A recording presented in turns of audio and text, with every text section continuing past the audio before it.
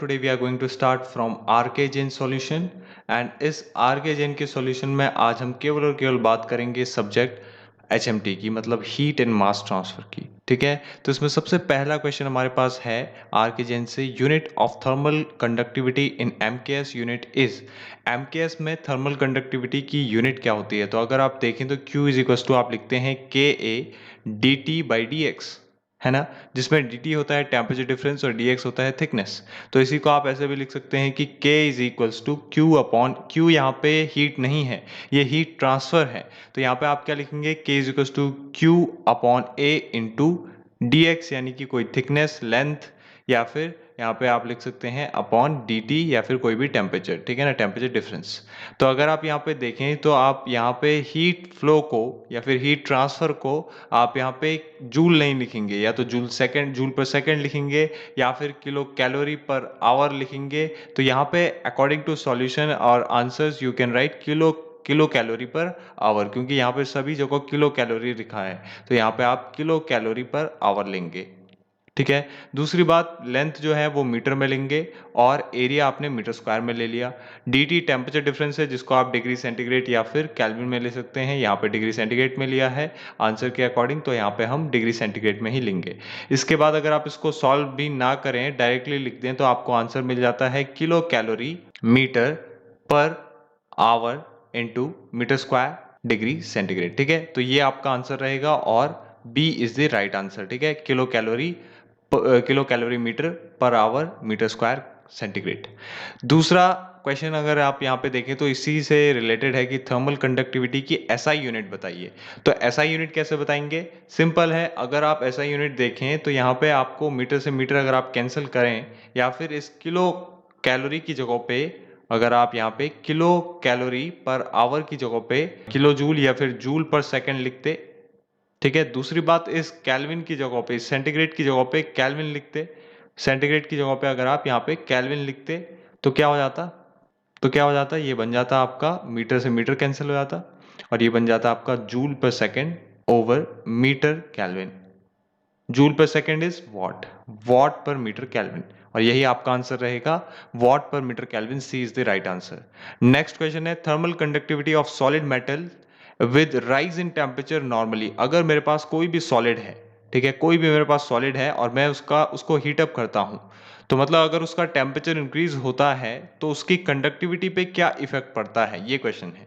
तो जैसे जैसे उसका टेम्परेचर इंक्रीज करता है तो आप ये भी एज्यूम कर सकते हैं कि अगर आप सॉलिड को लिक्विड में बदलें और लिक्विड को फिर गैस में बदलें तो ऑब्वियसली बात है टेम्परेचर जो होगा वो गैस का ज़्यादा होगा। तो मतलब आपने टेम्परेचर इंक्रीज किया है। ठीक है, अगर आप फेज चेंज वाले कॉन्सेप्ट को भूल भी जाएं थोड़ी देर के लिए, बस ये समझें कि टेम्परेचर इंक्रीज करने से सॉलिड लिक्विड में और लिक्विड गैस में बदल रहा है, तो कंडक्टिविटी धीरे धीरे डिक्रीज कर रही है ना। तो यहाँ पे भी आंसर क्या रहेगा? डिक्रीजेस।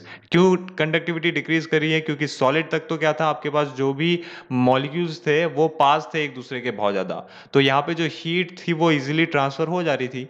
अब मॉलिक्यूल्स जो है वो जैसे जैसे आप सॉलिड से लिक्विड की तरफ गए और लिक्विड से गैस की तरफ गए तो मॉलिक्यूल्स के बीच का डिस्टेंस बढ़ गया, जिसमें कि अब हीट जो है वो इजीली ट्रांसफर नहीं हो पा रही है ना। तो यहाँ पे सिंपल आपका डिक्रीजेस रहेगा। ठीक है, क्योंकि गैस की सबसे कम होती है। अगला क्वेश्चन अगर आप देखें तो thermal conductivity of non metallic amorphous solids with decrease in temperature increases, decreases, remains constant and may increase, may decrease, ये आपका नेक्स्ट ऑप्शन है। इसके बाद है अनप्रिडिक्टेबल। तो इसमें से कौन सा आंसर रहेगा? अगर आप देखें तो यहाँ पे ये पूछ रहा है नॉन मेटेलिक अमॉर्फस सॉलिड के लिए।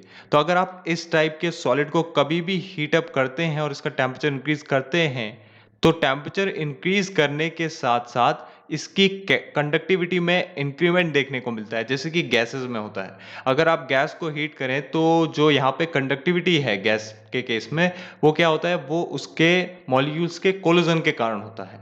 तो मॉलिक्यूल्स के कोलिजन के कारण जितना ज्यादा कोलिजन होगा उतना ज्यादा हीट ट्रांसफर होगी, उतनी ज्यादा कंडक्टिविटी बढ़ेगी और वो बढ़ती है आपके टेम्परेचर इंक्रीज होने के साथ साथ। तो सिमिलरली इस टाइप के सॉलिड में भी क्या हो रहा है, अमॉर्फस सॉलिड में जैसे जैसे आप टेम्परेचर इंक्रीज कर रहे हैं किसी कारण से कंडक्टिविटी इंक्रीज करती है। तो यहाँ पे अगर आप टेम्परेचर डिक्रीज करें तो कंडक्टिविटी डिक्रीज होगी। तो B is the right answer.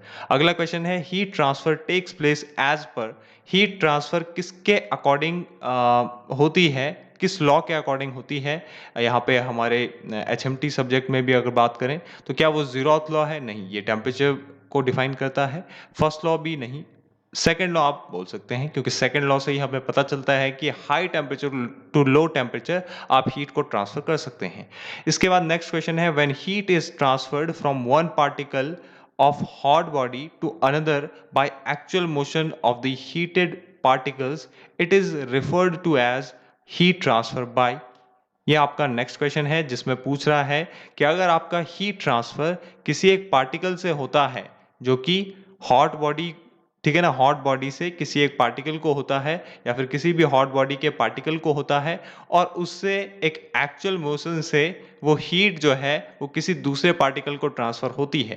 तो यहाँ पे ऐसा होता है केवल और केवल सॉलिड के केस में, क्योंकि सॉलिड में जो मोशन होता है वो होता है वाइब्रेशन के कारण, ठीक है, वाइब्रेशन के कारण। अगर ये ऐसा कुछ पूछता कि भाई यहाँ पे कोई आपके पास पार्टिकल है और वो किसी भी सॉलिड से या किसी फ्लूइड से, इधर फ्लूइड का पार्टिकल आता है और उससे कुछ हीट कैरी करके चले जाता है कुछ वेलोसिटी से, अगर ऐसा कुछ पूछता तो हम कन्वेक्शन बोलते थे। बट यहाँ पे पूछ रहा है कि यहाँ पे जो मॉलिक्यूल है वो, उसको अगर आप हीट करते हैं तो वो डायरेक्टली दूसरे मॉलिक्यूल को यहाँ पे उस हीट को ट्रांसफर कर देता है, ठीक है ना, actual motion of the heated particles. यहाँ पे लिखा है कि hot when heat is transferred from one particle, from this particle of hot body to another by actual motion of the heated particles, ठीक है। तो किसी एक बॉडी से किसी दूसरी बॉडी में हीट का ट्रांसफर होना और वो भी मॉलिक्यूल्स के अपने एक्चुअल मोशन के कारण, तो ये हमारा आंसर रहेगा कंडक्शन, ठीक है। नेक्स्ट क्वेश्चन है when heat is transferred from hot body to cold body in a straight line without affecting the intervening medium, it is referred to as heat transfer by. यहाँ पे जब भी हमारे पास अगर हीट ट्रांसफर होता है hot body से cold body में, वो भी स्ट्रेट लाइन में, बट यहाँ पे जो हमारे पास मीडियम है, अगर आपके पास कोई हॉट बॉडी है उससे आप किसी कोल्ड बॉडी में हीट ट्रांसफर कर रहे हैं, बट यहाँ पे मैटर नहीं करता कि मीडियम कौन सा है, ठीक है ना, बिना यहाँ पे, और मीडियम भी जो है वो अफेक्ट नहीं होता। तो अगर ऐसा किसी केस में होता है तो वो होता है हमारा रेडिएशन, ठीक है ना। रेडिएशन को ना ही किसी मीडियम की जरूरत है और ना ही वो किसी मीडियम को अफेक्ट करता है, ठीक है। नेक्स्ट क्वेश्चन है हमारे पास sensible heat is the heat required to. Sensible heat जो होती है हमारे पास, वो हीट किस चीज के लिए रिक्वायर होती है? तो ऑब्वियसली बात है वो इंक्रीज करती है टेम्परेचर को। सीधे अगर आप यही देखें तो यही आपका आंसर रहेगा, या फिर आप कहें increase the temperature of a liquid और vapour. Next question, the insulation ability of an insulator with the presence of moisture would. अगर आपके पास कोई इंसुलेटर है और आप देखना चाह रहे हैं कि उसकी इंसुलेशन एबिलिटी में क्या इफेक्ट पड़ता है अगर आपके पास मॉइस्चर कंटेंट है, तो वहां पे उसकी जो इंसुलेशन एबिलिटी है वो डिक्रीज हो जाती है। बट जबकि आप देखें यहाँ पे कॉर्क जो होता है, कॉर्क में हमारे पास कुछ मॉइस्चरस एयर जो अगर उसके पोर्स में चले जाती है तो उस एयर का जो अगर कंडक्टिविटी है वो बहुत कम होती है, वो एज अ इंसुलेटर बिहेव करती है। बट अगर उसी की जगह पे मॉइस्चर चले जाता तो, ठीक है ना, वहां पे तो एयर जाता है कॉर्क के केस में, इसलिए उसकी जो इंसुलेशन प्रॉपर्टी है वो इंक्रीज हो जाती है। बट अगर यहाँ पे आपका वाटर चले जाता है या फिर कोई मॉइस्चर चले जाता है तो उसकी जो इंसुलेशन प्रॉपर्टी है वो इंक्रीज करने के बजाय डिक्रीज हो जाती है। तो यहाँ पे आंसर बी रहेगा, ठीक है। यहाँ पे अगर आप नेक्स्ट क्वेश्चन देखते हैं तो when heat is transferred by molecular collision it is referred to as heat transfer by. हमने यही कहा था कि अगर कहीं पे कोलिजन हो रहा है, और कोलिजन हो रहा है तो कोलिजन किस में होगा भाई? सॉलिड में तो नहीं होगा। लिक्विड में भी कम चांसेस है, सबसे ज्यादा है गैसेस में। गैसेस में मतलब फ्लूइड में, और फ्लूइड में हीट ट्रांसफर होती है केवल और केवल कन्वेक्शन के कारण, कन्वेक्शन के कारण होती है, और कोलिजन से ही यहाँ पे हीट ट्रांसफर होगी। एक दूसरे पे जब तक ये टकराएंगे नहीं तब तक यहाँ पे कोई भी हीट ट्रांसफर नहीं होगा। तो यहाँ पे आंसर रहेगा बी, ठीक है ना, बी आपका आंसर रहेगा। Heat transfer in liquids and gases takes place by, इसका भी आंसर आपका कन्वेक्शन ही रहेगा, ठीक है, कन्वेक्शन ही रहेगा। कन्वेक्शन के कारण ही आपका लिक्विड और गैसेस में हीट ट्रांसफर होता है mainly. Which of the following is the case of heat transfer bye radiation? Radiation का कौन सा इसमें एग्जाम्पल है? Blast furnace, heating of building, cooling of parts in furnace, heat received by a person from fire place, या all of the above. तो अगर आप देखें तो ब्लास्ट फर्नेस में केवल केवल रेडिएशन नहीं होता, काफी सारी चीजें होती है, कंडक्शन कन्वेक्शन हो सकता है। यहाँ पे आप देखें तो हीटिंग ऑफ बिल्डिंग में भी कन्वेक्शन हो सकता है, cooling of part in furnace में भी कन्वेक्शन हो सकता है। But heat received by a person from a fire place, कोई आदमी है यहाँ पे और उस आदमी ने कुछ हीट रिसीव करी, और वो हीट कहाँ से रिसीव करी? किसी फायर प्लेस से। अगर वो किसी फायर प्लेस से हीट रिसीव करेगा, इसका मतलब ऑब्वियसली बात है वहां पे मीडियम की जरूरत नहीं है, मीडियम है या नहीं है उससे कोई फर्क नहीं पड़ता, वो है हमारा रेडिएशन। तो यहाँ पे डी ही आंसर सही रहेगा। Next question, heat is closely related with. Heat यहाँ पे अगर आप देखें तो हीट को आप कई बार एंथैल्पी बोल देते हैं, बट ये बोल रहा है कि वो रिलेटेड किससे है। ठीक है, वो ये नहीं बोल रहा है कि हीट के जैसा यहाँ पे कौन सा प्रॉपर्टी है या कौन सा टर्म है, वो ये बोल रहा है कि हीट रिलेटेड किससे है सबसे ज्यादा। तो आंसर रहेगा temperature. Pick up the wrong case, heat flowing from one side to other depends directly on. अगर आपके पास यहाँ पे हीट फ्लो होती है किसी एक साइड से दूसरी साइड की तरफ, या आपका हीट है Q1 और इधर Q2, तो ये किस पे डिपेंड करती है? तो हमने पढ़ा था कि Q इज इक्वल टू क्या होता है? Q is equal to KA/DT/dx। तो हमें पता है कि जो हमारा हीट फ्लो करेगा एक साइड से दूसरी साइड, वो किस पे डिपेंड करेगा? वो एरिया पे डिपेंड करेगा, थिकनेस पे डिपेंड करेगा। यहाँ पे थिकनेस है, बट थिकनेस पे तो डिपेंड करेगा, यहाँ पे टेम्परेचर डिफरेंस पे भी डिपेंड करेगा, और थर्मल कंडक्टिविटी पे भी डिपेंड करेगा। किस पे डिपेंड नहीं करेगा? अगर आप देखें तो टाइम पे भी डिपेंड कर रहा है। तो यहाँ पे आंसर रहेगा आपका डायरेक्टली डिपेंड बोल रहा है, तो थिकनेस आपका आंसर रहेगा, क्योंकि यही यहाँ पे रॉन्ग है, वो इसके इन्वर्सली प्रोपोर्शनल है। ठीक है ना, इन्वर्सली प्रोपोर्शनल है, इसलिए आप ये नहीं कह सकते जो आपका हीट फ्लो हो रहा है वो डायरेक्टली डिपेंड करेगा इस थिकनेस के। ठीक है ना, वो इसके इन्वर्सली प्रोपोर्शनल है, तो यहाँ पे वो डायरेक्टली नहीं करेगा, इन्वर्सली करेगा। नेक्स्ट है हमारा, metals are good conductors of heat because their atoms collide frequently, their atoms are relatively far. ये तो सही है, यहाँ पे कोलाइड फ्रिक्वेंटली मतलब वो वाइब्रेट करते हैं। ठीक है ना, इसका मतलब वो नहीं कि कोलिजन है वहां पे गैसेस की तरह, कोलाइड कर रहे हैं due to their lattice vibration, उसी के कारण तो यहाँ पे हीट ट्रांसफर होता है।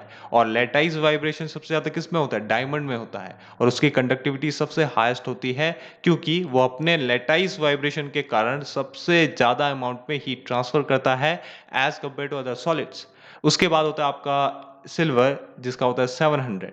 उसके बाद आपके पास और कहीं आ जाते हैं। तो यहाँ पे हमारा रहेगा, अगर आप देखें तो मेटल्स में कोलिजन भी होता है, वो दूसरे से दूर भी होते हैं थोड़े बहुत, और उसमें फ्री इलेक्ट्रॉन्स तो होते ही हैं, और हाई डेंसिटी होती है। तो ये तो हमें बिल्कुल क्लियर है, ये तीन ऑप्शन। इसमें थोड़ा बहुत कंफ्यूजन हो सकता है कि वो रिलेटिवली फार अपार्ट होते हैं, बट यहाँ पे आपका आंसर रहेगा all of the above. Which of the following is a case of steady state heat transfer? Steady state heat transfer का केस कौन सा है इसमें से?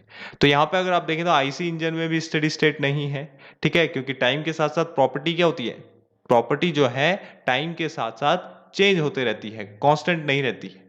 इसीलिए यहाँ पे आपका एयर प्रीहीटर या कोई भी आप अगर नेचुरल एग्जांपल्स देखें तो मोस्टली वो एग्जांपल्स आपके स्टडी स्टेट नहीं हो सकते, इसीलिए यहाँ पे नन ऑफ द अबव ही सही आंसर रहेगा। Total heat is the heat required to, total heat क्या होती है? ये होती है, टेम्परेचर इंक्रीज नहीं करती है, ये कन्वर्ट करती है, ये फेज चेंज करती है। ठीक है, या फिर आप ये कहें कि अगर आप टोटल हीट की बात कर रहे हैं तो आपको पता होगा कि आपके पास लिक्विड है, लिक्विड को आप पूरा सैचुरेटेड या सुपर हीटेड वेपर में जब तक नहीं बदल देते, ये आपका टोटल हीट कहलाता है। ठीक है ना, ये आपका टोटल हीट कहलाता है। तो यही रहेगा आपका H टोटल। तो यहाँ पे क्या रहेगा? Convert water into steam and super heated, convert water liquid into steam and super heated. यहाँ पे आपका सुपर हीट हो जाएगा, यहाँ पे तो आपका ड्राई सैचुरेटेड स्टीम बन जाता है, यहाँ पे आपका सुपर हीट हो जाता है। तो ये आपका बेसिक से क्वेश्चंस थे। फिर नेक्स्ट क्वेश्चन यहाँ पे है, cork is a good insulator because it has. यहाँ पे हमें पता है कि हमने अभी अभी बात करी थी कि जो कॉर्क है वो गुड इंसुलेटर क्यों है? क्योंकि उसके पास कुछ पोर्स हैं, पोर्स हैं तो उसमें क्या फिल होगी? एयर। एयर फिल होगी तो उसकी जो कंडक्टिविटी है वो कम होती है, कंडक्टिविटी कम होती है मतलब ये एज अ इंसुलेटर बिहेव करता है। ठीक है ना। एयर भी एज अ इंसुलेटर है, बट यहाँ पे जो पूरा कॉर्क होगा वो उसी कारण ज़्यादा इंसुलेटिंग इफेक्ट आपको देता है। तो यहाँ पे इसकी पोरस बॉडी के कारण ही ऐसा होता है। नेक्स्ट क्वेश्चन है thermal conductivity of a water in general with rise in temperature. अगर आपकी थर्मल कंडक्टिविटी, वाटर की थर्मल कंडक्टिविटी अगर आप देखें तो उसमें आप टेम्परेचर इंक्रीज करते हैं तो क्या बदलाव होता है उसकी कंडक्टिविटी में। तो अगर आप वाटर को या फिर किसी लिक्विड को, उसका अगर आप टेम्परेचर राइज करें तो ऑब्वियस ही बात है उसका जो कंडक्टिविटी है वो क्या होनी चाहिए, वो डिक्रीज होनी चाहिए। बट यहाँ पे क्या होता है, वो क्या होता है यहाँ पे कि हमारे वाटर की बात करें, अगर आप लिक्विड के केस में तो ऐसा हो सकता है कि टेम्परेचर इंक्रीज करें और कंडक्टिविटी डिक्रीज करेगी, क्योंकि वहां पे मॉलिक्यूल्स के बीच के डिस्टेंस बढ़ेगा।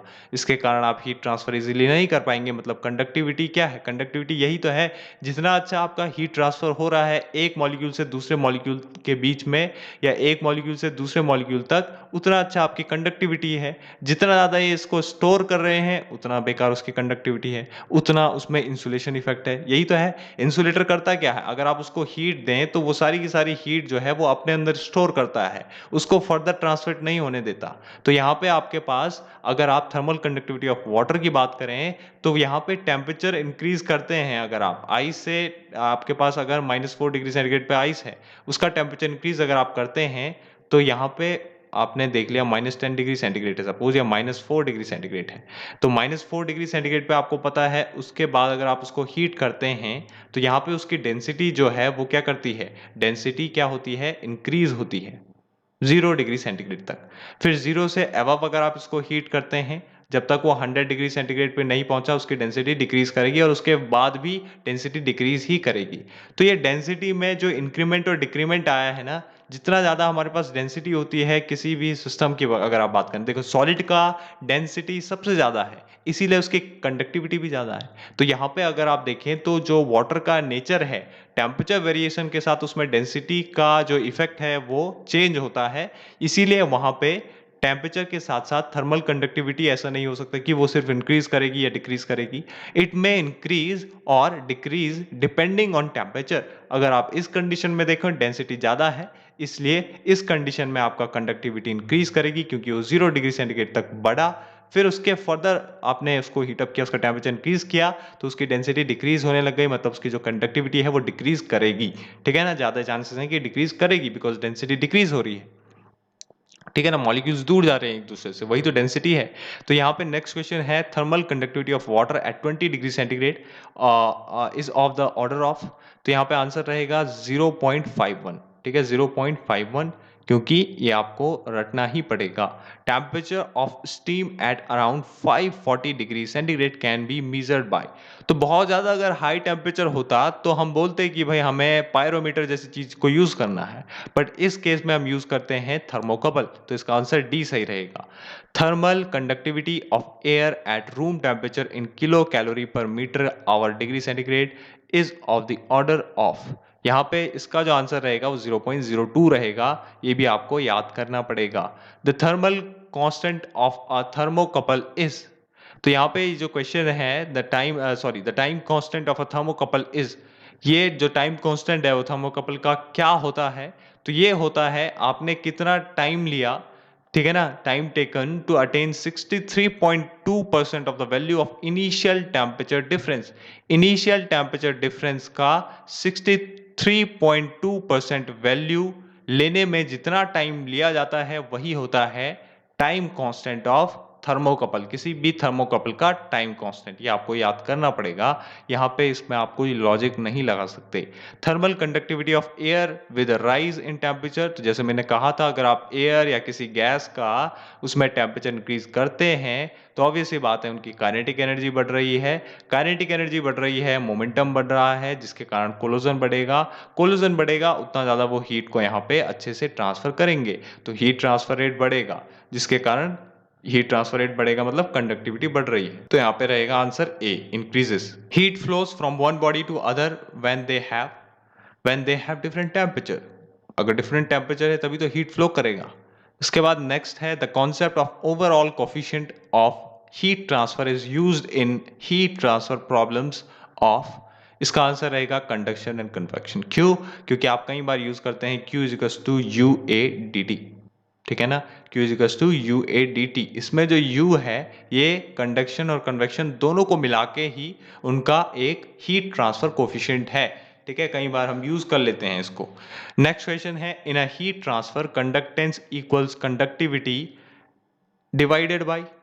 देखिए, सबसे पहले तो आपको ये पता होगा कि कंडक्टिविटी क्या होता है। Q इज इक्वल्स टू आपको पता है के A D T by d x, Fourier's law of conductivity. देखिए, अगर आपको ये पता है तो यहाँ से आप इसको ऐसा भी लिख सकते हैं। क्या लिख सकते हैं आप इसको लिख सकते हैं डी टी अपॉन रेजिस्टेंस, और रेजिस्टेंस क्या होता है, एल अपॉन के ए। एल क्या है, यही डी एक्स, और के ए क्या है, ये नीचे आ गया। ठीक है, ये नीचे आया, तो आप इसको ऐसा लिख सकते हैं।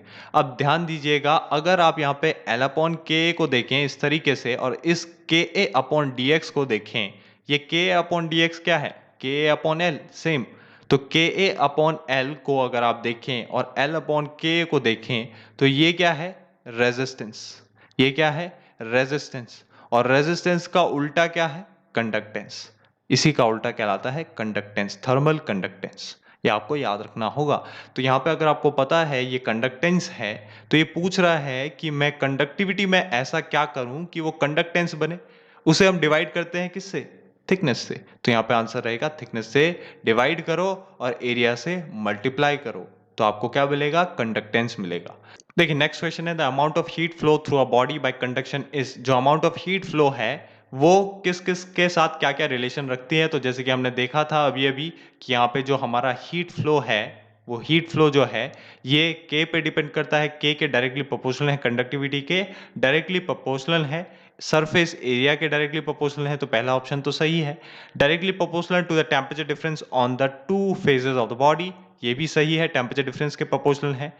Dependent upon the material of the body, material कैसा है वो डिसाइड करेगा कंडक्टिविटी कैसा है, तो इसलिए वो मटेरियल पे डिपेंड करता है। Inversely proportional to the thickness of the body, तो inversely proportional to the thickness of the body, ये भी हमने देखा। तो यहाँ पे all of the above is the right answer. ठीक है, मतलब यहाँ पे आंसर क्या रहेगा, E is the right answer. Which of the following has least value of conductivity? Least value of conductivity किस में होती है, ग्लास में, वाटर में, प्लास्टिक में, रबर में, एयर में।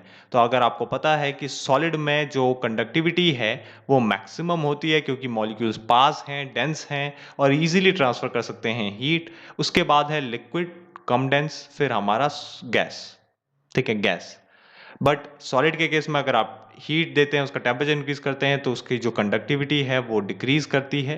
और गैस के केस में अगर आप टेम्परेचर इंक्रीज करते हैं तो उसकी कंडक्टिविटी इंक्रीज करती है, आपको पता होना चाहिए। बट यहाँ पे ये क्या पूछ रहा है कि सबसे ज़्यादा कंडक्टिविटी किसकी कम है, मतलब सबसे कम कंडक्टिविटी किसकी है, हैज़ लीस्ट वैल्यू। तो एयर की सबसे कम होगी, क्योंकि वो क्या है, एज गैस बिहेव करता है, तो वो गैस ही है। तो यहाँ पे हम बोल सकते हैं कि सबसे कम कंडक्टिविटी किसकी होगी, एयर की होगी। वैसे अगर आप देखें तो यहाँ पे उससे पहले वाटर भी होगा, ठीक है ना, उससे ऊपर आपका रबर होगा, प्लास्टिक होगा, ठीक है, या ग्लास होगा। तो यहाँ पे सॉलिड जो है वो सबसे आगे रहेगा, ग्लास, प्लास्टिक, रबर, और फिर आपका वाटर, और फिर आपका air. Which of the following is expected to have highest thermal conductivity. अगला क्वेश्चन है कि कौन सा यहाँ पे हाईएस्ट थर्मल कंडक्टिविटी रखता है। तो ऑब्वियस सी बात है सॉलिड आइस होगा, क्योंकि बाकी सारे तो क्या है, मेल्टिंग आइस, ये भी लिक्विड में बदल रहा है, ये आपका गैस है, ये आपका वाटर है, ये भी वाटर है। तो सॉलिड आइस क्या होगा, मैक्सिमम कंडक्टिविटी रखेगा, क्योंकि हमने कहा सॉलिड में ज़्यादा डेंस हैं मॉलिक्यूल्स, जिसके कारण उनकी जो कंडक्टिविटी है, जो एबिलिटी है हीट ट्रांसफर करने की अपने में से दूसरे में, वो ज़्यादा अच्छी है। Thermal conductivity of a glass wool varies from simple to sample because of variation in composition, density, porosity, structure। तो इसका रहेगा all of the above। Thermal conductivity of a material may be defined as the. तो यहाँ पे पूछ रहा है कि थर्मल कंडक्टिविटी को हम कैसे डिफाइन करते हैं, ठीक है ना, थर्मल कंडक्टिविटी को हम कैसे डिफाइन करते हैं। तो सबसे पहला ऑप्शन है यहाँ पे quantity of heat flowing in 1 second through 1 centimetre cube of material when opposite faces are maintained at a temperature difference of 1 degree centigrade. क्या है इसका मतलब, तो अगर आप देखें तो Q इज इक्वल टू आप लिखते हैं के A D T by d x, ठीक है, के A D T by d x. तो इसमें k इज इक्वल टू अगर आप देखें तो आप इसको लिख सकते हैं k is equal to Q upon A into thickness upon D T. तो ये क्या बोल रहा है, अगर यहाँ पे हमारे पास जो भी हीट है वो जो फ्लो हो रही है, अगर वो 1 सेकंड के अंदर फ्लो हो, मतलब कि जो टाइम होगा जो हमारे पास Q अपॉन, ये Q क्या है, ये Q है Q अपॉन T, है ना, Q अपॉन T। क्योंकि यहाँ पे हम क्या देख रहे हैं, यहाँ पे हम देख रहे हैं कितना हीट जो है वो कितने सेकंड या कितने टाइम इंटरवल में ट्रांसफर हो रहा है। यहाँ पे हम हीट ट्रांसफर देख रहे हैं, यहाँ पे हीट की बात नहीं हो रही है, इसीलिए यहाँ पे हीट HMT में हम हीट ट्रांसफर लेते हैं, Q/T लेते हैं। तो इसलिए T कितना कहा, 1 सेकेंड, ठीक है। यहाँ पे T तो हो गया। एरिया कितना का, इसने 1 सेंटीमीटर क्यूब से पास हो रही है, तो मतलब ऑब्वियस सी बात है जो एरिया होगा वो 1 सेंटीमीटर स्क्वायर होगा। dt टेम्परेचर डिफरेंस कितना मेंटेन रहता है, 1 डिग्री सेंटीग्रेड, 1 डिग्री सेंटीग्रेड। और यहाँ पे अगर आप देखें तो जो आपका लेंथ रहेगा, अगर 1 सेंटीमीटर क्यूब का आपके पास कोई मटेरियल है, इसका मतलब उसका जो लेंथ जो थिकनेस रहेगी वो कितनी रहेगी, 1 ही रहेगी। एरिया कितना रहेगा, 1 सेंटीमीटर स्क्वायर रहेगा। तो इसका मतलब जो कंडक्टिविटी होगी वो हीट के इक्वल हो जाएगी। तो यही बोल रहा है कि हमारी जो थर्मल कंडक्टिविटी है, it is the quantity of heat, it is the quantity of heat flowing in 1 second through 1 centimeter cube of material when opposite faces are maintained at temperature difference of 1 degree centigrade। इसी को आप इस term में भी बोल सकते हैं कि quantity of heat flowing in 1 second through a slab of the material of area 1 centimeter square, thickness 1 centimeter when its faces differ in temperature by 1 degree centigrade। या फिर आप इसको इस तरीके से भी बोल सकते हैं जो यहाँ पे लिखा है, ठीक है। तो आप इसको इन तीनों तरीके से बोल सकते हैं, इसीलिए ऑल ऑफ द अबव यहाँ पे आंसर रहेगा, ठीक है। अगला क्वेश्चन है, विच of the following has maximum value of thermal conductivity. Thermal conductivity हमने कहा सबसे मैक्सिमम सॉलिड की होती है, बट यहाँ पे सभी सॉलिड हैं, सभी सॉलिड हैं, तो आपको पता होना चाहिए कि एल्यूमिनियम की सबसे ज्यादा होगी, फिर यहाँ पे होगी आपके पास स्टील की, ठीक है ना, फिर आपकी होगी कॉपर की, और फिर होगी स्टील की, और फिर ब्रास या लेड की होगी, ठीक है। तो ये यहाँ पे इस तरीके से आपको याद रखना है कि एल्यूमिनियम की सबसे ज्यादा होगी, फिर कॉपर की होगी, और फिर स्टील की होगी, क्योंकि ये कई बार यूज होता है। तो यहाँ पे ए ऑप्शन सही रहेगा।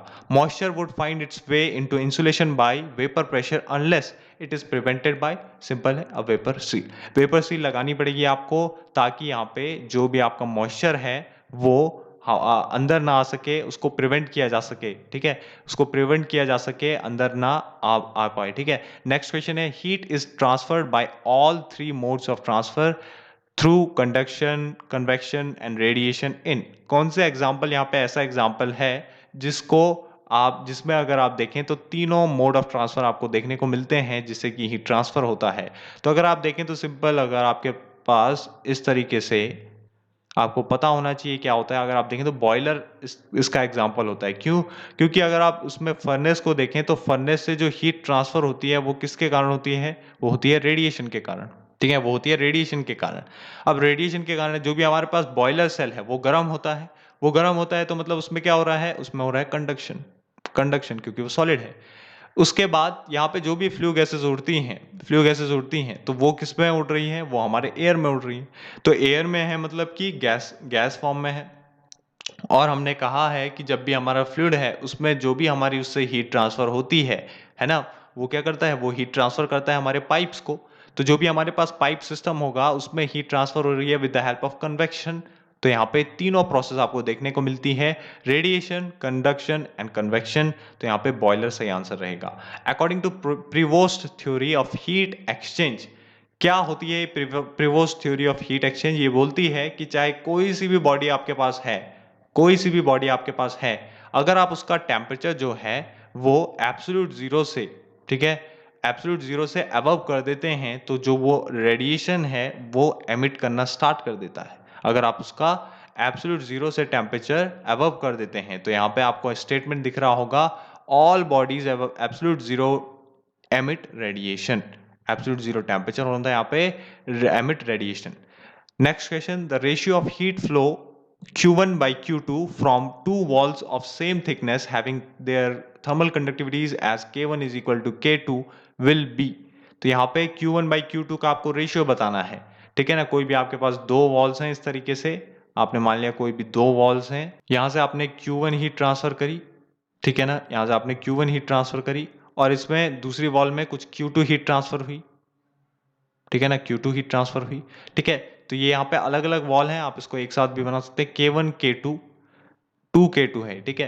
अब आपको ये बताना है कि इसमें जो रेशियो है Q1 और Q2 का वो क्या होगा। तो आपको पता है K1 is equal to 2K2, और k का वैल्यू क्या होता है, हमें पता है q इज इक्वल टू के A D T by d x. मतलब हम k को क्या लिख सकते हैं, हम लिख सकते हैं यहाँ पे q1 by A one into L upon D T is equal to 2 into Q two upon A two into L upon D T. क्योंकि हमें पता है यहाँ पे सेम थिकनेस है, इसलिए हमने यहाँ पे सेम थिकनेस है इसलिए एल सेम रखा। और टेम्परेचर डिफरेंस अगर आप देखें तो टेम्परेचर डिफरेंस की यहाँ पे कोई बात नहीं हुई, इसीलिए यहाँ पे हमें जस्ट एक रेशियो बताना है भाई कि Q1 और Q2 किस रेशियो के आसपास रहेगा। तो हमें यहाँ पे साफ दिख रहा है कि Q1 बाई Q2 अगर आप इसका रेशियो देखें तो सब कुछ अगर आप उधर ले आए, आपको नहीं पता टेम्परेचर डिफरेंस कितना होगा, आपने मान लिया DT1 है, ये DT2 है, ठीक है, ये DT2 है और ये DT1 है। तो आपको बस यहाँ पे Q1 बाई Q2 अगर आप देखें तो वो कितना आएगा, ट्वाइस इंटू, आपको नहीं पता इनकी वैल्यू क्या होगी, बट आप यहाँ पे जस्ट पुट कर दें A1 by A2 into DT1 by DT2। अगर एरिया सेम है तो एरिया भी कट जाएगा, टेम्परेचर सेम है तो टेम्परेचर भी कट जाएगा, तो आपको रेशियो सीधे सीधे मिलेगा Q1 by Q2 is equal to 2। तो यहाँ पे सबसे ज्यादा चांसेस हैं इस आंसर के सही होने के। नेक्स्ट क्वेश्चन है heat transfer bye radiation mainly depends upon, heat transfer by radiation mainly depends upon its temperature, nature of the body and extent of its surface of the above। तो कौन सा answer इसमें रहेगा, heat transfer जो है वो radiation से अगर हो रहा है तो मेनली किस पे डिपेंड करता है, तो वो टेम्परेचर पे भी डिपेंड करता है, नेचर करता, बॉडी के नेचर पे डिपेंड करता है, और सरफेस किस तरीके का है उस पर डिपेंड करता है। तो यहाँ पे all of the above. Thermal diffusivity, देखिए थर्मल डिफ्यूजिविटी पे हमेशा ये क्वेश्चन बनता है और इसमें यही पूछा जाता है कि ये है क्या। तो ये डायमेंशनलेस पैरामीटर तो है नहीं, साफ पता चल रहा है, क्योंकि आपको पता होता है कि थर्मल डिफ्यूजिविटी अल्फा से अगर आप इसको शो करते हैं तो इसको आप लिखते हैं कंडक्टिविटी अपॉन कैपेसिटी, ठीक है ना, रो सीपी। तो यहाँ पे अगर आप देखें तो इसकी कहीं से भी आपको डायमेंशनलेस पैरामीटर ये है नहीं, इसकी यूनिट होती है मीटर स्क्वायर पर आवर, ठीक है ना, शायद यही होती है। तो यहाँ पे अगर आप देखें नेक्स्ट ऑप्शन है फंक्शन ऑफ टेम्परेचर, नहीं, यूज्ड एज मैथमेटिकल मॉडल, नहीं, तो इसका आंसर रहेगा a physical property of material, it is a thermophysical property of a material. Thermal diffusivity of a substance is, हमने कहा ये क्या होती है, alpha is equal to K upon rho C P, तो ये डायरेक्टली प्रोपोर्शनल होती है थर्मल कंडक्टिविटी के, तो ये तो आपका सही रहेगा। ऑल ऑफ द अबव का इसमें ऑप्शन नहीं है तो और ऑप्शन देखने की जरूरत नहीं है। नेक्स्ट क्वेश्चन है यूनिट ऑफ थर्मल डिफ्यूजिविटी क्या होती है, तो मैंने जैसे कि कहा था मीटर स्क्वायर पर आवर होती है, तो यहाँ पे यही आपको पता चल जाएगा, ठीक है ना। अगर आपको निकालना भी है तो आप जस्ट यहाँ पे क्या करें, के का आपको पता होगा, के की आप अगर यूनिट लिखें कंडक्टिविटी की तो वॉट पर मीटर केल्विन लिख सकते हैं, वॉट पर मीटर केल्विन लिख सकते हैं। और यहीं पे अगर आप देखें तो डेंसिटी क्या लिख सकते हैं, kilogram per metre cube, kilogram per metre cube. CP का वैल्यू आपको पता होता है Q is equal to M C B D T, ठीक है ना, एम सी डेल टी। तो यहाँ पे आप लिख सकते हैं कि जूल, जूल पर किलोग्राम केल्विन, इसको भी अगर आप खोल दें जूल पर सेकंड लिख दें इस वॉट को, तो यहाँ पे क्या हो जाएगा, जूल से जूल कैंसिल हो जाएगा, ठीक है ना, जूल से जूल कैंसिल हो जाएगा, मीटर से यहाँ पे मीटर कैंसिल हो जाएगा, स्क्वायर टाइम्स कैंसिल हो जाएगा, किलोग्राम से किलोग्राम कैंसिल हो गया। तो कुल मिला के आपके पास यही बचने का है कि केल्विन से केल्विन कैंसिल हो गया, तो आपके पास बचेगा सिर्फ और सिर्फ मीटर स्क्वायर, ये मीटर स्क्वायर बचा है पर आवर, पर आवर, ये सेकंड जो था ये सेकंड बचा है, इस सेकंड को आप आवर में भी लिख सकते हैं, तो यहाँ पे मीटर स्क्वायर पर आवर हम लेते हैं, ठीक है। नेक्स्ट क्वेश्चन है an electric furnace has a laminated wall composed of 0.2 meter of refractory bricks, ठीक है। तो यहाँ पे हमें दिया है कि 0.2 मीटर इसकी थिकनेस है और इसकी कंडक्टिविटी है 2। दूसरा है हमारे पास एक इंसुलेशन वॉल है जिसका थिकनेस है 0.15 मीटर एंड कंडक्टिविटी 0.15। 0.15 का एक ब्रिक है, ब्रिक वॉल है जिसका कंडक्टिविटी 1.5 है। तो ये पूछ रहा है यहाँ पे कि ठीक है, यहाँ पे इसने टेम्परेचर भी दे दिया इनलेट और आउटलेट का, एग्जिट और इनलेट और एग्जिट का, और यहाँ पे आपको यूनिट ऑफ के ये बताया इसने, इसमें निकालिए और हमें बताइए कि हीट ट्रांसफर कितना होता है अगर सरफेस एरिया 1.2 मीटर स्क्वायर है। तो यहाँ पे हमारे पास तीन वॉल हमें देखने को मिली, एक वॉल ये है, ठीक है, तीनों वॉल एक साथ बना देते हैं, कंपोजिट वॉल हैं। आपको इनको यहाँ पे केल्विन में बदलने की जरूरत नहीं है क्योंकि यहाँ पे आपको टेम्परेचर डिफरेंस निकालना है। देखिए तो सबसे पहले वॉल की इसने यहाँ पे हमें थिकनेस बताई थी 0.2 मीटर, 0.2 मीटर की थिकनेस इसकी थी। इसकी है यहाँ पे नेक्स्ट वॉल की है 0.15, 0.15। उसके बाद नेक्स्ट वॉल की है 1.5, सॉरी 0.15। और कंडक्टिविटी कितनी कितनी है, तो यहाँ पे टेम्परेचर ड्रॉप कुछ इस तरीके से हो रहा होगा, टेम्परेचर ड्रॉप इस तरीके से हो रहा होगा कुछ, ठीक है। तो कंडक्टिविटी की बात करें तो सबसे पहले वाले की है 2, फिर है 0.15 और फिर है 1.5। बस आपको ये बताना है कि अगर इनका एरिया, सबका एरिया सेम रहे, एरिया कितना है, एरिया है हमारा लगभग 1.2 हमें गिवन है, 1.2 मीटर स्क्वायर। अब हमें ये बताना है कि यहाँ पे हीट ट्रांसफर रेट कितना होगा। तो आपको पता होगा कि Q इज इक्वल टू क्या होता है, dt अपॉन रेजिस्टेंस, है ना, dt अपॉन रेजिस्टेंस। तो थर्मल रेजिस्टेंस कितना होगा यहाँ पे, थर्मल रेजिस्टेंस अगर आप लिखें तो थर्मल रेजिस्टेंस आप क्या लिखते हैं, L अपॉन के ए। तो L अपॉन के ए यहाँ पे 3 रेजिस्टेंस हैं, ठीक है ना। अगर आप इसको एनालॉजी में बनाएं एज अ सर्किट तो यहाँ पे कुछ इस तरीके से बनेगा। तीनों रेजिस्टेंस सीरीज में है, R1, R2, R3, इसलिए ऐड हो जाएंगे तो R इक्विवेलेंट कितना आएगा, equivalent thermal resistance will be R1 plus R2 plus R3। तो हमें यहाँ पे ऐड ही करना है, तो ऐड करेंगे तो L अपॉन के ए को ऐड करेंगे। तो एरिया तो सबका सेम है, इसलिए हमने एरिया बाहर ले लिया 1.2 मीटर स्क्वायर, ठीक है ना, 1.2 मीटर स्क्वायर था, एरिया हमने बाहर ले लिया।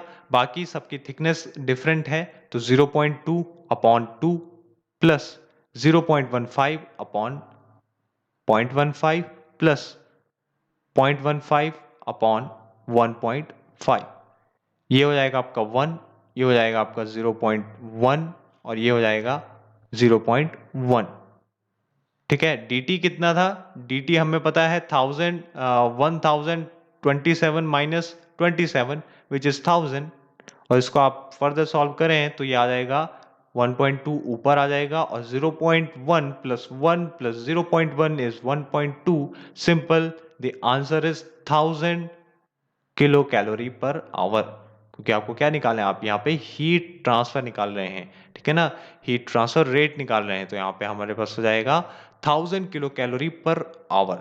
Thermal conductivity of a would depends upon moisture, moisture भी उसमें हो सकता है, उससे उसकी थर्मल कंडक्टिविटी पे इफेक्ट पड़ता है। डेंसिटी बढ़ने या घटने के कारण भी थर्मल कंडक्टिविटी बढ़ या घट सकती है। टेम्परेचर से भी अफेक्ट पड़ेगा, ऑब्वियस सी बात है। तो डी इसका ऑल ऑफ द अबव सही आंसर रहेगा। Next question, in convection heat transfer from hot flue gases to water tube even though flow may be turbulent, a laminar flow region boundary layer of film exist close to the tube. हमें पता है कि अगर कहीं पे turbulent flow हो रहा है तो उसके आसपास शेयर स्ट्रेस ज़्यादा होता है, हम फ्लूइड मैकेनिक्स में पढ़ते हैं। तो शेयर स्ट्रेस ज़्यादा है तो वेलोसिटी सबसे कम होती है, इसीलिए वहाँ पे वेलोसिटी कम होने के कारण इसके पास जो भी हमारे पास पाइप होगा उसके आसपास, ठीक है ना, सेंटर की बात नहीं कर रहे हैं हम, सेंटर में तो टर्बुलेंट होगा, बट यहाँ पे जो पाइप से चिपक के जो फ्लूइड चल रहा होगा वो लेमिनार फ्लो में चल रहा होगा। अब लेमिनार में चल रहा है तो उसकी वेलोसिटी कम है, और उसमें होता कौन सा हीट ट्रांसफर है यही पूछा जाता है। तो या इसमें कन्वेक्शन होगा या रेडिएशन होगा, कंडक्शन होगा, तो याद रखिएगा इसमें कंडक्शन होता है।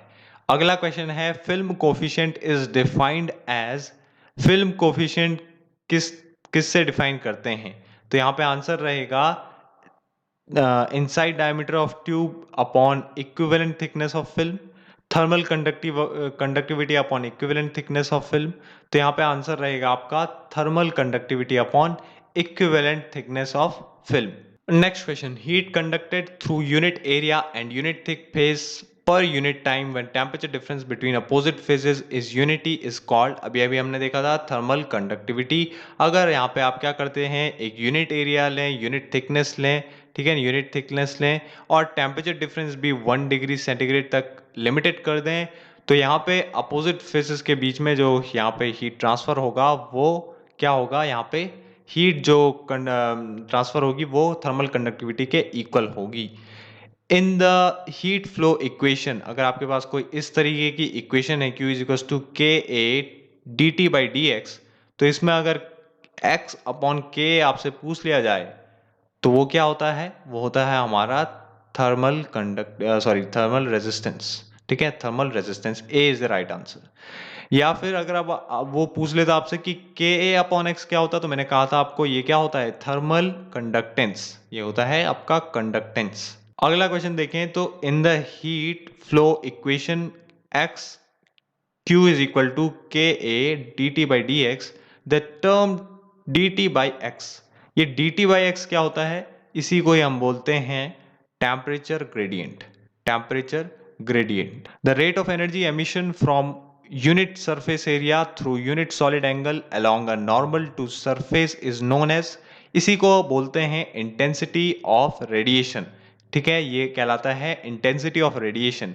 Emissivity of a white polish body in comparison to a black body is, अगर आप देखें तो एमिसिविटी क्या होती है, ये होती है किसी भी बॉडी की emissive power as compare to emissive power of any black body. ठीक है ना, ब्लैक बॉडी की एमिसिव पावर मैक्सिमम होने के कारण ही उसकी एमिसिव पावर को कंपेयर किया जाता है दूसरी बॉडी की एमिसिव पावर से, ताकि ये पता लगाने के लिए कि उस बॉडी की जिसकी भी आप एमिसिव पावर कैलकुलेट करना चाहते हैं उसकी एमिसिव पावर इस ब्लैक बॉडी के कंपेयर में है कितनी। ठीक है, तो यहाँ पे आपको पॉइंट में दिखेगा, मतलब परसेंटेज टाइप में दिखेगा, तो यहाँ पे वही हमारा कहलाता है एमिसिविटी। तो ब्लैक बॉडी का एमिसिव पावर तो मैक्सिमम होता ही है, साथ ही साथ इसकी एमिसिविटी भी मैक्सिमम होगी, क्योंकि अगर आप एमिसिविटी निकालें ब्लैक बॉडी के लिए तो आप क्या लिखेंगे, ब्लैक बॉडी की एमिसिविटी अपॉन ब्लैक बॉडी की एमिसिविटी, दैट विल बिकम 1। तो एमिसिविटी का वैल्यू जो है वो 0 से 1 के बीच में लाई करता है, और 0 भी हो सकता है, 0 से बड़ा भी हो सकता है, और 1 भी हो सकता है, 1 से छोटा भी हो सकता है। और 1 किसका होता है, ब्लैक बॉडी का। ठीक है, मैक्सिमम है एमिसिविटी का वैल्यू भी और एमिसिव पावर का वैल्यू भी, किसके लिए, इस ब्लैक बॉडी के लिए। तो यहाँ पे ये पूछ रहा है कि जो एमिसिविटी है of a white polish body, किसी व्हाइट पॉलिश बॉडी का एमिसिविटी कितना होगा as compare to black body. Obviously it will be lower, क्योंकि मैक्सिमम किसका होता है, ब्लैक बॉडी का खुद होता है। तो व्हाइट बॉडी का, व्हाइट पॉलिश बॉडी वैसे भी सब कुछ एब्जॉर्ब नहीं करती, क्योंकि ब्लैक बॉडी पे कुछ भी, किसी भी टाइप का अगर आप रेडिएशन उस पर डालते हैं, उस पर अगर आप डालते हैं, इंसिडेंट कराते हैं, तो वो सभी टाइप के रेडिएशन को एब्जॉर्ब करने की एबिलिटी रखता है, जबकि white polish body has the ability to reflect that radiation. ठीक है ना, तो यहाँ पे हमारा आंसर रहेगा लोअर। अगला क्वेश्चन है a grey body. A grey body मतलब जो ब्लैक बॉडी नहीं है। A grey body is one whose absorptivity, इसकी एब्जॉर्प्टिविटी कितनी होती है, तो सॉरी, इसकी एब्जॉर्प्टिविटी किसके साथ वेरी करती है, तो ये याद रखिएगा, ये टेम्परेचर और वेवलेंथ के साथ वेरी नहीं करती। केवल और केवल ब्लैक बॉडी की एब्जॉर्प्टिविटी टेम्परेचर और वेवलेंथ के साथ वेरी करती है। किसी एक पर्टिकुलर टेम्परेचर, किसी एक पर्टिकुलर वेवलेंथ पे आप उसकी एक मैक्सिमम एब्जॉर्प्टिविटी फाइंड कर सकते हैं किसी ब्लैक बॉडी के लिए। बट जो ब्लैक बॉडी नहीं है, जो ग्रे बॉडी है, वो डिपेंड नहीं करती है कि उस पर वेवलेंथ और टेम्परेचर क्या है। अगला है एकर्ट नंबर क्या होता है, तो ये एकर्ट नंबर आपको याद है तो आप सीधे सीधे लिखेंगे वेलोसिटी ऑफ फ्लूइड का square upon specific heat at constant pressure into temperature, velocity upon CP into T, velocity का square. LMTD in case of counter flow heat exchanger as compared to parallel flow heat exchanger is, LMTD क्या होता है, LMTD होता है आपका, अगर आप देखें तो इसको बोलते हैं logarithmic mean temperature difference. Del T M से इसको शो करते हैं, इसको लिखते हैं del T two minus del T one upon L N log del T two by del T one. तो यही होता है हमारा LMTD। तो ये पूछ रहा है कि किसके केस में ज्यादा होता है, तो हमारे पास दो टाइप के फ्लो होते हैं, एक तो होता है पैरेलल फ्लो, दूसरा होता है काउंटर फ्लो। पैरेलल फ्लो आपने देखा होगा कुछ इस तरीके से होता है। पैरेलल फ्लो अगर आप देखें तो कुछ इस तरीके से होता है, इसमें आपके पास अगर कोई फ्लूइड है, उसका इनिशियल टेम्परेचर होगा हॉट फ्लूइड का, बाद में एग्जिट टेम्परेचर ये होता है, तो कुछ इस तरीके से फ्लो होता है। उसी के पैरेलल फ्लो किया जाता है किसी कोल्ड फ्लूइड को, इसीलिए इसको पैरेलल फ्लो बोला जाता है। तो यहाँ पे उसका टेम्परेचर होगा इनिशियली कुछ और फाइनली कुछ एग्जिट में होगा। तो एग्जिट टेम्परेचर कोल्ड फ्लूइड का ज्यादा होगा एज कंपेयर टू इनलेट, और इनलेट हॉट का ज्यादा होगा एज कंपेयर टू एग्जिट, ये आपको पता होता है। दूसरी बात, अगर काउंटर फ्लो है, काउंटर फ्लो है तो यहाँ पे आपको पता होना चाहिए कि कुछ इस तरीके से अगर आपका फ्लो हुआ पहले, तो बाद में उसी के अपोजिट डायरेक्शन में, मतलब उसी के साथ उसी के अपोजिट डायरेक्शन में कोल्ड फ्लूइड जाता है इस तरीके से। तो यहाँ पे जो टेम्परेचर रहता है वो हॉट का इनलेट ये होगा, हॉट का एग्जिट ये होगा, और कोल्ड का इनलेट यहाँ से होगा और एग्जिट यहाँ पे होगा। ठीक है, एग्जिट यहाँ पे होगा। तो बस यहाँ पे अगर आप डेल्टियम निकालें तो यही होता है आपका डेल T2 और T1 क्या है। तो यहाँ पे आप डेल T2 अगर आप इसको मान लेते हैं, आप यहाँ पे इसको मान लेते हैं डेल T2 आप इसको मान लें और डेल T1 आप इसको मान लें, THE और TCE के डिफरेंस को। तो यहाँ पे अगर आप दोनों के लिए एग्जाम्पल रखें, यहाँ पे कोई भी एग्जाम्पल रखें, यहाँ पे रख दें आप, जैसे कि THI आपने रख दिया 90, फिर आपने कहा वो कुछ कम टेम्परेचर हुआ होगा उसका एग्जिट पे, तो वो कितना हुआ आपने मान लिया, वो हो गया आपका 50। ठीक है, फिर आपने कहा कि आपके पास कोल्ड फ्लूइड था कोई हमारे 10 डिग्री सेंटीग्रेड पे, और वो हो गया कितना, वो हो गया कुछ कम, 50 से कुछ कम, 50 से कम कितना, लगभग हो गया 40। ठीक है, तो यहाँ पे अगर आप इसके लिए वैल्यू रखते हैं और सेम ऐसी वैल्यू आप यहाँ पे भी रखते हैं 90, 50, 10, ठीक है ना, 10 और 40, तो दोनों के लिए अगर आप वैल्यू निकालें यहाँ पे इस फॉर्मूले से कि डेल T2 माइनस, या आप इसको ऐसे भी लिख सकते हैं कि डेल TE और TI के फॉर्म में लिख सकते हैं, बट यहाँ पे कोई ज़रूरत नहीं है। तो अगर आप यहाँ पे वैल्यू निकालें, आपको पता है जैसे कि डेल T2 क्या है, डेल T2 ये होगा इन दोनों का डिफरेंस, डेल THI और TCI, और डेल T1 क्या होगा इन दोनों का डिफरेंस। ऐसे करके अगर आप वैल्यू निकालें दोनों केसेस के लिए, काउंटर फ्लो के लिए भी, काउंटर फ्लो के लिए भी और पैरेलल फ्लो के लिए भी, तो यहाँ पे आपको ज़्यादा वैल्यू देखने को मिलेगा काउंटर फ्लो का। तो यहाँ पे आप ऐसा कर सकते हैं। ठीक है, तो आपको ये याद रखना है आगे से कि कभी भी यहाँ पे पूछे कि LMTD का वैल्यू किसके लिए ज़्यादा होता है, तो काउंटर के लिए मैक्सिमम होता है, फिर यहाँ पे आता है आपका क्रॉस, और फिर आता है पैरेलल।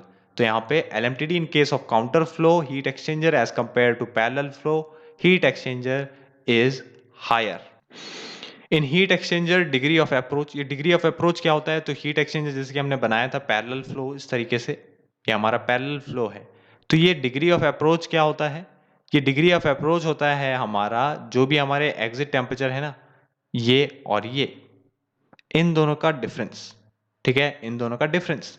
तो hot medium outlet and cold water outlet नहीं, हॉट मीडियम आउटलेट, सॉरी ये बात कर रहा है किसकी, हाँ सही सही, hot medium outlet and cold water outlet, इन दोनों के टेम्परेचर का डिफरेंस, हॉट मीडियम आउटलेट ये और कोल्ड वाटर आउटलेट ये, इन दोनों के टेम्परेचर का डिफरेंस ही आपका क्या कहलाता है, डिग्री ऑफ अप्रोच कहलाता है। तो डी आंसर इसका सही रहेगा। In counter flow heat exchanger both the fluids at inlet, अच्छा काउंटर फ्लो हीट एक्सचेंजर कैसा है, हमने कहा कि इसमें पहले कुछ मास ट्रांसफर ऐसा होगा, ये होगा हमारा हॉट फ्लूइड, इसी के अपोजिट डायरेक्शन में होगा कोल्ड फ्लूइड, और कोल्ड फ्लूइड रहेगा यहाँ पे। ठीक है, ये हो गया हॉट, ये हो गया कोल्ड। ठीक है, तो यहाँ पे आपका जो हीट एक्सचेंजर है इसमें पूछ क्या रहा है, both the fluids at inlet of heat exchanger where hot fluid enters are in their coldest state, नहीं, अगर आप देखें तो पहले टेम्परेचर है ये, फिर एग्जिट, फिर यहाँ पे सी इनलेट एंड देन कोल्ड का आउटलेट टेम्परेचर, एग्जिट टेम्परेचर।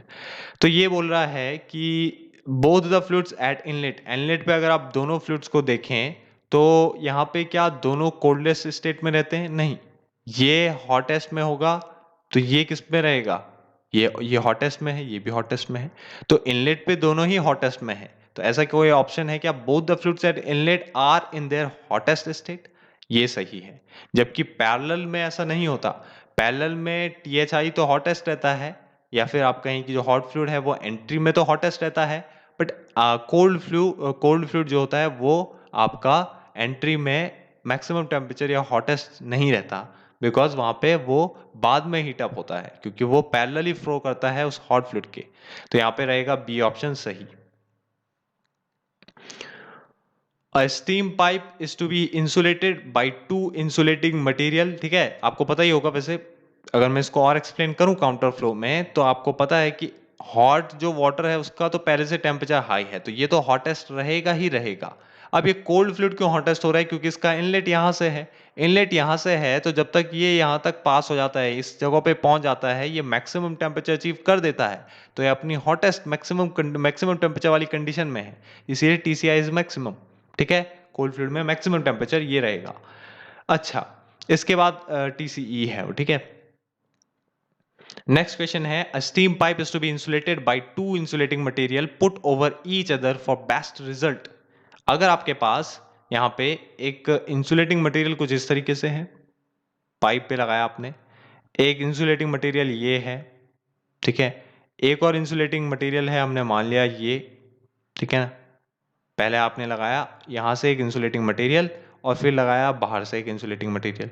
अब देखिए ज़्यादा इफेक्टिव रिजल्ट आपको तभी मिलेगा जब जो आपकी यहाँ से जो हीट होगी ना, जो भी आप यहाँ पे हीट ट्रांसफर कर रहे होंगे, यहाँ से जो भी आप हीट दे रहे हैं, जो हीट आप यहाँ से देंगे वो हीट कम से कम बाहर जाए, तभी तो इंसुलेशन का फायदा है। तो इंसुलेशन का फायदा तभी है जब हीट कम से कम बाहर जाए। इसलिए पहले ही आपके पास यहाँ पे अच्छा रेजिस्टेंस होना चाहिए हीट के लिए, इंसुलेशन जो है वो अच्छा प्रोवाइड पहले होना चाहिए, क्योंकि अगर पहले नहीं होगा तो ये एक बार इतना ये जो कम कंडक्टिविटी ज़्यादा कंडक्टिविटी वाला इंसुलेटर है, वो इंसुलेटर क्या करेगा, यहाँ पे हीट जमा कर देगा, ठीक है, यहाँ पे हीट जमा कर देगा। और अगर आप बाहर से लगा दें हाई इंसुलेटर वाला, तो वो आपका क्या करेगा, हीटअप करेगा, और यहाँ पे जो थिकनेस है, इफेक्टिव थिकनेस है, वो कम हो जाएगी, ठीक है ना। बट अगर आप क्या करें कि पहले लो कंडक्टिविटी वाला, मतलब कि हाई इंसुलेटिंग मटेरियल, अच्छा इंसुलेटिंग मटेरियल अगर आप अंदर से लगा दें, बाहर से कम इंसुलेटिंग मटेरियल लगाएं तो चलेगा। तो क्योंकि यहाँ पे क्या होगा, एक इफेक्टिव थिकनेस आपकी बढ़ जाएगी। तो यहाँ पे जो आंसर रहेगा वो रहेगा better insulation should be put over pipe and inferior, यहाँ पे बेटर की जगह पे लिखना था इन्होंने इंफीरियर वन ओवर इट। तो यहाँ पे ए आंसर सही रहेगा कि यहाँ पे आपको बेटर इंसुलेशन कहाँ पे रखना है, आपको पाइप के बाहर से लगाना है, और उसके बाहर से भी आपको एक इंफीरियर, जो कि ज़्यादा अच्छा इंसुलेशन नहीं है बट इफेक्टिव काम तभी होगा जब आप ऐसा करते हैं। अच्छा, next question, Nusselt number is expressed by, इसका आंसर आपको सीधे सीधे याद रखना है, इसको एक्सप्रेस करते हैं हम coefficient of heat transfer into inside diameter upon thermal conductivity. D is the right answer. Fourier law of heat conduction is valid for, it is valid for one dimensional cases only. According to Kirchhoff's law क्या बोलता है कि जितना भी कोई body, जितना emissivity है उसकी, जितना वो उसको एमिट कर पा रही है उस रेडिएशन को, उतना ही वो उसको एब्जॉर्ब करेगी। कब? जब आपका थर्मल इक्विलिब्रियम कहीं पे स्टैब्लिश हो जाता है सिस्टम और सराउंडिंग के बीच में। तो यहाँ पे आपका आंसर रहेगा ratio of emissive power to absorptive power for all bodies is same and is equal to emissive power of perfectly black body. All radiations in a black body are, देखिए तीन बॉडी होती है, black body, white body और opaque body, और कई बार transparent body भी होती है। तो आपको इसके लिए पता होना चाहिए कि जो ब्लैक बॉडी है उसके लिए जो एब्जॉर्प्टिविटी है वो 1 होती है, ठीक है, मतलब वो ज़्यादा से ज़्यादा एब्जॉर्ब कर सकती है रेडिएशन को। तो यहाँ पे क्या होगा, ऑल रेडिएशन, चाहे किसी भी टाइप के रेडिएशन को आप ब्लैक बॉडी के ऊपर से डालें, वो सभी को एब्जॉर्ब कर देगी, बट किसी एक खास टेम्परेचर और वेवलेंथ पे होना जरूरी है, ठीक है ना। हाँ, तो यहाँ पे नेक्स्ट है आपका, according to Kirchhoff's law the ratio of emissive power to absorptivity for all bodies is equal to emissive power of a, ठीक है। किरचॉफ्स लॉ के अकॉर्डिंग ये वही चीज रिपीट हो गई, ठीक है ना, वही चीज रिपीट हो गई जो आपने अभी अभी देखी थी। क्या देखा था आपने, ये देखिए, ratio of emissive power to absorptive power for all bodies is same. हमने जैसे कि कहा था कि आपके पास एमिसिविटी है और एमिसिव पावर है, और एमिसिव पावर और साथ ही साथ आप रेशियो लेते हैं किसका, एब्जॉर्प्टिव पावर का। एब्जॉर्प्टिव पावर को आप कैसे भी लिखें, ठीक है, आपने इसको ई अल्फा लिख दिया और आपने इसको ई लिख दिया, ठीक है। तो अगर आप इसका किसी भी एक बॉडी के लिए रेशियो लेते हैं तो वो हमेशा सेम होता है, ठीक है ना, और सेम होता है, और वही किसके इक्वल होता है, emissive power of perfect black body. तो यहाँ पे क्या रहेगा, emissive power of perfect black body. तो यहाँ पे ब्लैक बॉडी आंसर सही रहेगा, तो डी आंसर सही रहेगा। अगला question, the unit of overall coefficient of heat transfer is, overall coefficient जो होता है हीट ट्रांसफर का, उसकी यूनिट क्या होती है। हमें पता है Q is to U A D T, तो आपको पता है कि आप इसको क्या लिख सकते हैं, किलो कैलोरी पर आवर, ठीक है, किलो कैलोरी पर आवर, और आप यहाँ पे एरिया ला दें मीटर स्क्वायर, और dt ला दें टेम्परेचर डिफरेंस डिग्री सेंटीग्रेड। तो kilo calorie per hour metre square kelvin degree centigrade, ठीक है, ये होगा, सॉरी ये होगा मीटर स्क्वायर वाला है ना, ये नहीं होगा, ठीक है, C is the right answer. अगला क्वेश्चन है, the heat transfer equation Q is equals to sigma A T to the power 4 is known as, ये क्या कौन सी इक्वेशन है? ये T⁴ आ गया, मतलब Stefan Boltzmann equation. Joule second, देखिए जूल सेकंड किसका यूनिट है? अब अगर आपको नहीं भी पता ना तो यहाँ से आइडिया लग सकता है कि यूनिवर्सल गैस कांस्टेंट तो नहीं होगा, क्योंकि यूनिवर्सल गैस कांस्टेंट कैसे निकालते हैं? PV is equals to NRT, ठीक है, मोल पर मोल में आएगा, तो मोल जैसी चीज तो यहाँ पे है नहीं, तो ये तो नहीं होगा। काइनेमेटिक विस्कोसिटी वो क्या होती है? जो भी आपकी विस्कोसिटी है उसको डेंसिटी से डिवाइड करो, वो आ जाता है मीटर स्क्वायर पर सेकंड, शायद यही होता है। तो ये होता है, तो यहाँ पे तो कुछ ऐसा है नहीं, तो ये भी नहीं होगा। और थर्मल कंडक्टिविटी हमने देखा ही है, अब ये भी देखा था, पहला क्वेश्चन और दूसरा क्वेश्चन। डी ऑप्शन अगर आप देखें तो प्लांक कांस्टेंट ही बचता है, E none of the above नहीं है। कांस्टेंट है तो इसका मतलब ये नहीं है कि उसकी यूनिट नहीं होगी, प्लांक कांस्टेंट है, तो यहाँ पे इसका डी आंसर ही रहता है, प्लांक कांस्टेंट का ही यूनिट है जूल सेकंड। अगला क्वेश्चन है कि प्रेंडेटल नंबर किसी एयर के लिए कितना होता है? तो ये भी आपको याद करना पड़ेगा, 0.7। The value of the wavelength for maximum emissive power is given by, the value of wavelength for maximum emissive power is given by. बताइए कि वेवलेंथ की चर्चा कौन करता है? बस आपको अगर इतना ही पता है तो वीन्स लॉ आप करेंगे, तो यही रहेगा इसका वीन्स लॉ। प्रेंडेटल नंबर को कैसे हम एक्सप्रेस करते हैं? प्रेंडेटल नंबर को हम एक्सप्रेस करते हैं इससे, C answer is the right answer, specific heat into viscosity, ठीक है ना, इनटू विस्कोसिटी, ठीक है ना, विस्कोसिटी को आप ऐसे ही दिखाएं म्यू से, अपॉन थर्मल कंडक्टिविटी के, या फिर molecular diffusivity of momentum upon thermal diffusivity. Log mean temperature difference in case of counter flow compare to parallel flow, मैंने कहा था जैसे कि आपको आप एग्जांपल से भी निकाल सकते हैं, जो मैंने आपको बताया था उसमें जस्ट आपको कैलकुलेशन करना है। आपको पता होना चाहिए कि काउंटर का मैक्सिमम होता है तो वो मोर रहेगा। The energy distribution for an ideal reflector at high temperature is largely in the range of, देखिए एनर्जी डिस्ट्रीब्यूशन के साथ क्या क्या होता है, अगर आप हाई टेम्परेचर की तरफ जाते हैं तो आपने ग्राफ देखा होगा कुछ इस तरीके से, कुछ इस तरीके से ग्राफ देखा होगा आपने। यहाँ पे रहता है आपका वेवलेंथ, ठीक है ना, यहाँ पे रहता है आपका वेवलेंथ। तो जैसे जैसे आप यहाँ पे सॉरी, वेवलेंथ यहाँ पे रहता है इस एक्सिस में, और इस एक्सिस में रहता है आपका शायद टेम्परेचर, ठीक है, टेम्परेचर। तो जैसे जैसे आप यहाँ पे टेम्परेचर बढ़ाते हैं, यहाँ पे आपका रहता है मैक्सिमम एनर्जी डिस्ट्रीब्यूशन यहाँ पे इस पॉइंट पे। तो जैसे जैसे आप यहाँ पे टेम्परेचर का वैल्यू बढ़ाते हैं, ठीक है ना, ट्वाइस टाइम्स कर देते हैं, जैसे आपने करा 100, फिर आपने करा 200, ठीक है, या फिर करा 1000, फिर करा 2000, तो आपको वेरिएशन मिलता है इस मैक्सिमम एनर्जी का कुछ पीछे की तरफ यहाँ पे, फिर कुछ यहाँ पे। इसका मतलब क्या होता है कि जैसे जैसे आप इस टेम्परेचर को इंक्रीज करते हैं, ये लैम्डा जो है शॉर्टर वेवलेंथ की तरफ जाता है, शॉर्टर वेवलेंथ की तरफ जाता है, या फिर जो ये मैक्सिमम एनर्जी है, ये मैक्सिमम एनर्जी डिस्ट्रीब्यूशन जो है ये शॉर्टर वेवलेंथ की तरफ जाता है। इसीलिए यहाँ पे हम बोलते हैं कि जो हमारा आंसर रहेगा वो क्या रहेगा? ए रहेगा। Total emissivity of polished silver compare to black body is, ठीक है, यहाँ पे आपको पता भी होगा लैम्डा इक्वल्स टू 1/T हम लिखते हैं, ठीक है, इसीलिए लिखते हैं कि टेम्परेचर के बढ़ने के साथ साथ आपका जो भी वेवलेंथ है वो क्या करता है? वो डिक्रीज करता है। देखिए नेक्स्ट क्वेश्चन हम बोल रहे थे कि total emissivity of a polish silver compare to black body is, तो हमने कहा था कि जो एमिसिविटी होती है ब्लैक बॉडी की वो मैक्सिमम होती है, तो सिल्वर की क्या होगी? कमी होगी, लोअर होगी, तो यहाँ पे वेरी मच लोअर आप लिख सकते हैं।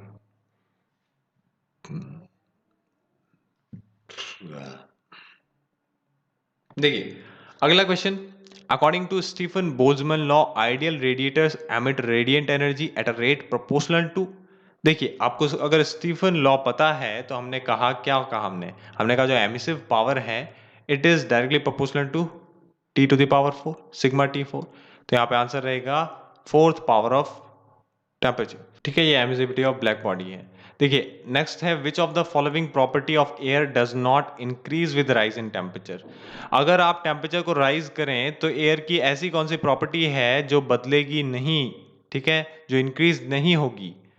तो थर्मल कंडक्टिविटी तो बढ़ती है क्योंकि कोलिजन बढ़ता है, थर्मल डिफ्यूजिविटी भी बढ़ती है क्योंकि कंडक्टिविटी बढ़ी है, तो अल्फा भी बढ़ेगा, ठीक है ना, अल्फा भी बढ़ेगा अगर कंडक्टिविटी बढ़ी है तो। और क्योंकि इसका ये जो वैल्यू है ये डिक्रीज तो करता है पर ज्यादा डिक्रीज नहीं करता एज कंपेयर टू वाटर, ठीक है। तो इसीलिए यहाँ पे जो थर्मल डिफ्यूजिविटी है वो एयर की ज़्यादा भी होती है, किससे, वाटर के कंपेयर में।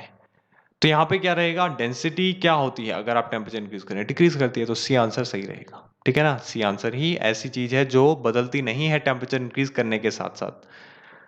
The unit of Stefan Boltzmann constant is, तो k टू द पावर 4 वाला होगा। अब दोनों ऑप्शन सेम है यहाँ पे, डी और सी, तो कोई सा भी आप टिक करें।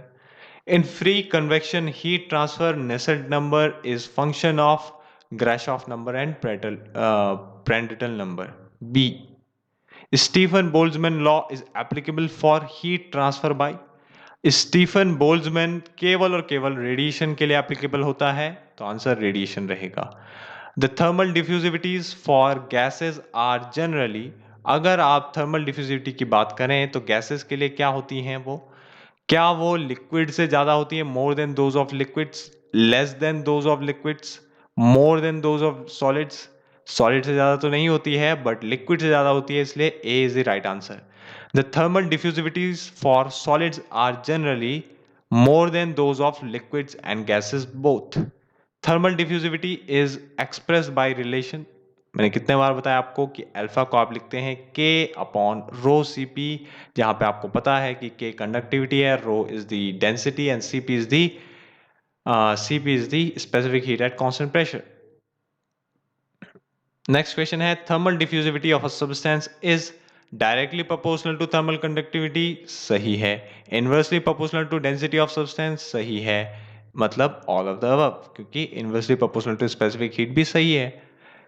नेक्स्ट क्वेश्चन है, if two surfaces of area A distance L apart of a material having thermal conductivity K are at temperatures T1 and T2, then heat flow rate through it will be, कितना होता है, ये होता है KA dt by dx। ठीक है ना, KA dt by dx। ठीक है, तो यही रहेगा आपका। अगला है, the ratio of the emissive power and absorptive power of all bodies is the same and is equal to the emissive power of perfectly black body. This statement is known as, देखिए Kirchhoff's law होगा। ठीक है, Kirchhoff's law होगा, क्योंकि यही बोलता है जब भी एमिसिव पावर और एब्जॉर्प्टिव पावर की बात करे, या फिर एमिसिविटी या एब्जॉर्प्टिविटी की बात करे कि वो इक्वल है, वो भी कांस्टेंट थर्मल इक्विलिब्रियम में, तो वो हमेशा किसी ब्लैक बॉडी के लिए रहता है, और वो किरचॉफ्स लॉ है। ठीक है, रेडिएशन के लिए। According to Stephen's law, the total radiation from a black body per second per unit area is proportional to T to the power 4। ठीक है, स्टीफन लॉ के according. According to Planck's law, the wavelength corresponding to the maximum energy is proportional to, आपको पता है planks law और वीन्स law एक ही type के law हैं। ठीक है ना, प्लैंक्स लॉ और वीन्स लॉ, प्लैंक्स से ही आपके दो लॉ निकलते हैं, एक तो वीन्स निकलता है, एक और निकलता है। तो यहाँ पे दोनों ही एक ही बात कहेंगे कि ये किसके प्रोपोर्शनल होते हैं, ये होते हैं हमारे पास 1/t के प्रोपोर्शनल। ठीक है, 1/t के प्रोपोर्शनल। बट अगर आप प्लैंक्स लॉ के लिए इक्वेशन देखें तो वहां पे आपको पता चलेगा कि वो एब्सोल्यूट टेम्परेचर के डिफरेंस है, के प्रोपोर्शनल है। और वीन्स लॉ में क्लियरली ये शो होता है कि lambda is equal to 1/t, तो यहाँ पे आंसर रहेगा 1/t। Depending on the radiating properties a body will B white when, देखिए हमें बिल्कुल ये याद होना चाहिए, तीनों क्वेश्चन अगर आपको ये दिख रहे हैं, इसके लिए आपको बस एक चीज याद होनी चाहिए कि आपको एक इक्वेशन पता होगा, alpha absorptivity plus reflectivity plus transmissibility, tau से जिसको शो करते हैं, इज इक्वल टू 1। और अल्फा का वैल्यू 1 होता है कब, जब आपके पास ब्लैक बॉडी है। अगर आपके पास है व्हाइट बॉडी तो रिफ्लेक्टिविटी इज 1, क्योंकि आपको पता है कि व्हाइट ऑब्जेक्ट ज्यादा रिफ्लेक्ट करता है, देखो तो इजीली रिफ्लेक्ट करता है, तो यहाँ पे आपको पता होना चाहिए कि उसकी रिफ्लेक्टिविटी सबसे ज्यादा होगी, 1 होती है। ठीक है, और ट्रांसमिसिबिलिटी किसी ट्रांसपेरेंट बॉडी की 1 होगी, तो ट्रांसपेरेंट बॉडी के लिए ट्रांसमिबिलिटी 1। और अल्फा प्लस रो मतलब एब्जॉर्प्टिविटी और जो भी हमारे पास ये रिफ्लेक्टिविटी है, इन दोनों का सम 1 कब होता है, जब आप किसी ओपेक बॉडी की बात कर रहे हैं। ठीक है, तो ये हमारे पास सिंपल वैल्यू होती है। तो यहाँ पे ये पूछ रहा है, depending on the radiating properties a body will B white, body white कब होगी, जब रिफ्लेक्टिविटी 1 होगी। रिफ्लेक्टिविटी 1 कहाँ दे रखा है, rho is equal to 1 and tau and alpha are 0, तो B is the right answer.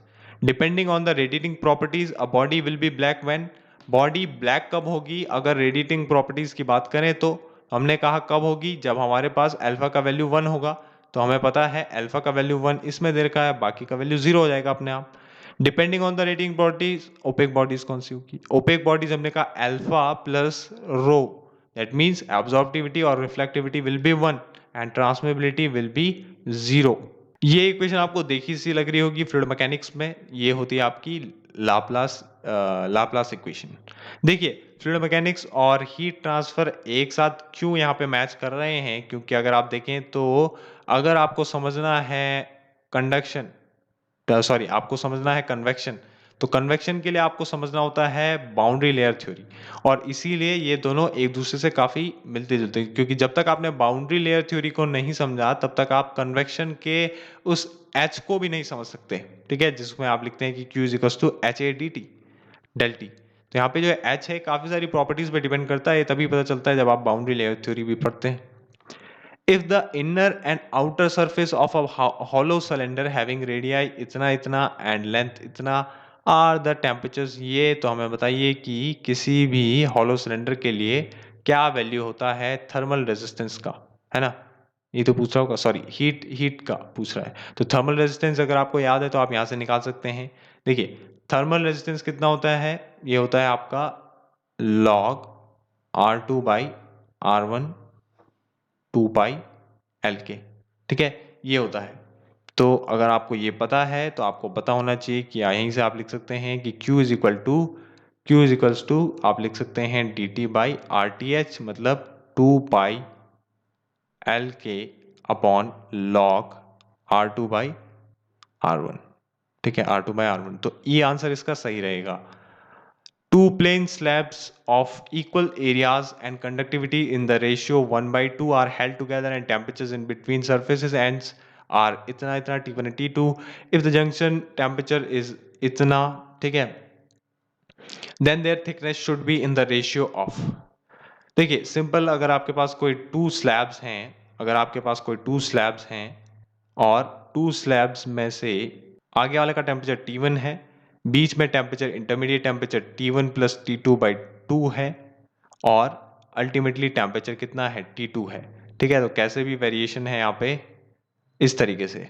तो आपको यहाँ पे पूछ रहा है कि अगर इनकी कंडक्टिविटीज का, ये K1 है ये K2 है, तो ये पूछ रहा है कि कंडक्टिविटी का रेशियो 1/2 है, मतलब K1 is equal to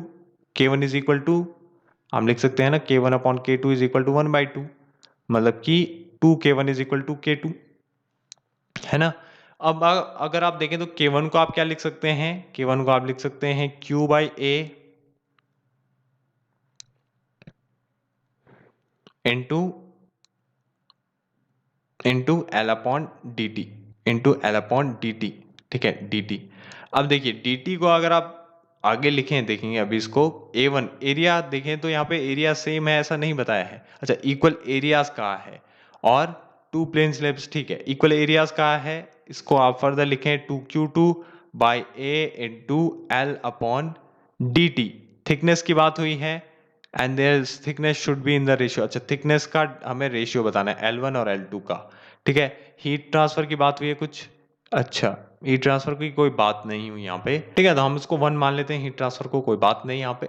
heat transfer को हम सेम मान लेते हैं, यहाँ पे Q1 और Q2 कैंसिल कर दिया, एरिया सेम है इसलिए कैंसिल कर दिया। D T temperature difference is different, ठीक है, इसको आपने टेम्परेचर डिफरेंस डिफरेंट है तो यहाँ पे dt1 और dt2 लिख दिया। अब देखिए 2 इंटू L1 अपॉन dt1 को क्या लिख सकते हैं, वैसे तो साफ पता चल रहा है आपको, इसमें कोई सॉल्व करने की जरूरत नहीं है। आपको बस ये पता होना चाहिए कि जो k है उसके डायरेक्टली प्रोपोर्शनल है लेंथ, है ना, थिकनेस। तो यहाँ पे जो रेशियो रहेगा वो 1/2 ही रहेगा।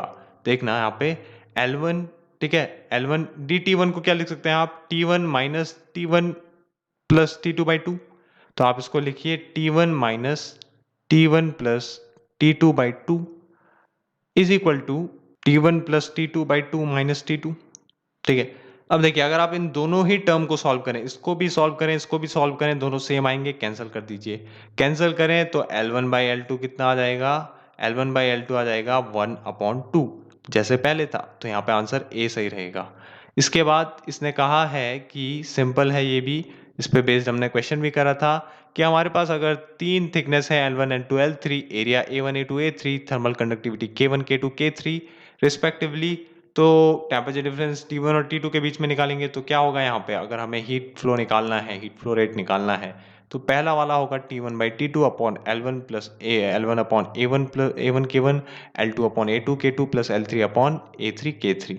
In the inner and outer wall of a hollow sphere having surface areas A1 and A2 and inner and outer radii R1 and R2 are maintained at temperature T1 and T2, then rate of flow, heat flow will be, rate of heat flow will be, देखिए अगर आप simply देखें तो आप rate of heat flow क्या लिखते हैं, के A D T by d x, D T by d x.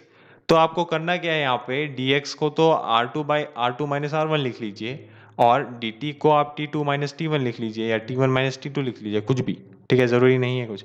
और ए को आपको क्या लिखना है, यहाँ पे मीन एरिया लिखना है, तो आपको यहाँ पे क्या लिखना होगा, root A one A two, root A one A two. तो यहाँ पे आंसर रहेगा A, A is the right answer, ठीक है, A is the right answer.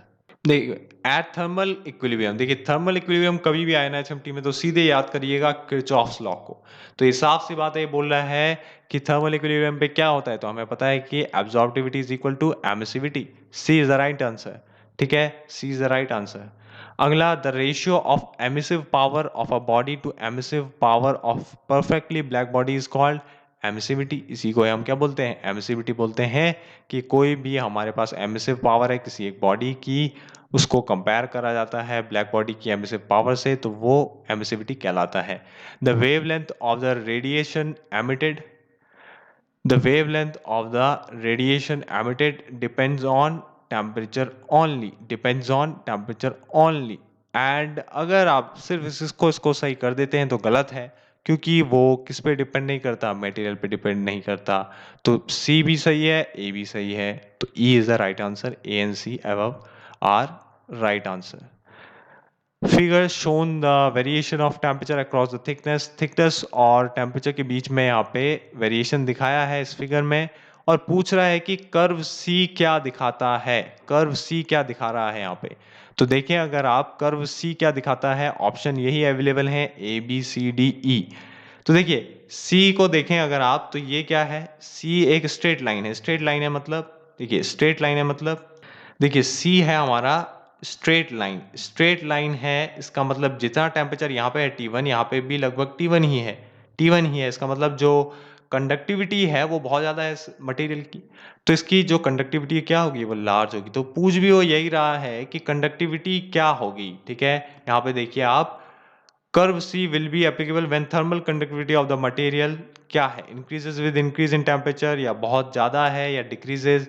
तो हमने कहा बहुत ज़्यादा है, बहुत ज़्यादा है, इसीलिए वो सीधा लाइन है, क्योंकि ये लाइन का जैसा जैसा स्लोप होगा, अगर इसका स्लोप ऐसा होता, ऐसा होता, ऐसा होता, इसका मतलब क्या है, इंसुलेटिंग मटेरियल है, मतलब थोड़ी भी हीट ट्रांसफर नहीं कर रहा। अगर ऐसा होता तो सीधा है, पूरी की पूरी हीट ट्रांसफर कर रहा, उतना ही टेम्परेचर मेंटेन कर रहा है आउटलेट पे भी, या फिर आप कहें एग्जिट पे भी, ठीक। तो दूसरा क्वेश्चन है, ए कर्व क्या शो कर रहा है फिर, तो ए कर्व शो करता है, ए के लिए अगर आप इक्वेशन निकालें तो आपको मिलता है k इज इक्वल टू के नॉट 1 प्लस एल्फा टी, ऐसे करके कुछ इक्वेशन मिलता है। तो इसमें अगर आप टेम्परेचर को इंक्रीज करते हैं तो कंडक्टिविटी इंक्रीज करती है, तो ए ऑप्शन में increases with increase in temperature, A is the right answer इसके लिए, ए कर्व के लिए। पूछता है बी कर्व के लिए, तो बी कर्व को अगर आप देखें तो बी कर्व में क्या होता है, इक्वेशन बनता है k इज इक्वल टू के not 1 plus 1 minus alpha T, 1 minus alpha T मतलब टेम्परेचर को इंक्रीज करो तो कंडक्टिविटी विल डिक्रीज, तो decreases with the conductivity decreases with increase in temperature. D curve देखें तो इसमें क्या होता है, इसके लिए इक्वेशन है k इज इक्वल टू के नॉट। इसका डायग्राम कुछ इस तरीके से बनेगा, इसमें हर टाइम पे टेम्परेचर कांस्टेंट रहता है, तो इसके लिए कर्व डी के लिए क्या होगा, conductivity is constant for at all temperatures. Critical radius of insulation, critical radius क्या होता है किसी सिलेंड्रिकल पाइप के लिए, R C is equal to K upon H, K upon H.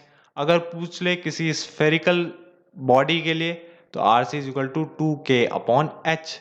This K is this K is the conductivity of insulation material, insulating material का conductivity होता है ये k। तो यहाँ पे आंसर रहेगा यहाँ पे आंसर क्या रहेगा? यहाँ पे आंसर रहेगा कि thermal conductivity upon heat transfer coefficient eight outer surface. D is the right answer. The total emissivity power is defined as the total amount of radiation emitted by a black body per unit। Per unit क्या होता है यहाँ पे? Per unit होता है time, area, temperature, thickness, area and time. यहाँ पे होता है टाइम, ठीक है, टाइम होता है। देखिए क्रिटिकल थिकनेस स्फेरिकल सेल के लिए पूछ रहा है तो हमें पता है 2K upon H. 2K upon H.